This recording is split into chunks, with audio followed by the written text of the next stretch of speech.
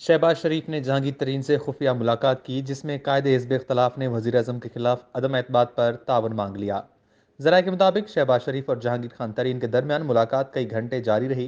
कायदे हिज़्ब इख्तलाफ शहबाज शरीफ ने जहांगीर तरीन को अदम एतमाद के बाद आइंदा भी साथ चलने की पेशकश की। मुलाकात के हवाले से तरीन ग्रुप ने तस्दीक से इनकार कर दिया। दूसरी जानिब फवाद चौधरी ने मीडिया से गुफ्तगू करते हुए कहा कि अदम एतमाद की बातें करने वालों पर उनके घर वाले एतमाद नहीं करते। इमरान खान की हुकूमत को वफाक और पंजाब में भी कोई खतरा नहीं। जहांगीर तरीन के साथ एहतराम का ताल्लुक है, वो पार्टी के साथ हैं। जहांगीर तरीन पार्टी को कभी नुकसान नहीं पहुंचाएंगे।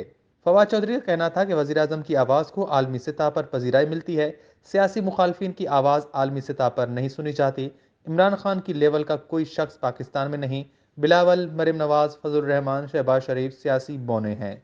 मरीम नवाज मुस्बत सोच रखती हैं तो अपना पैसा पाकिस्तान में लाएं। शरीफ खानदान का पैसा अगर पाकिस्तान आ जाए तो मुआशी हालात बेहतर हो जाएंगे।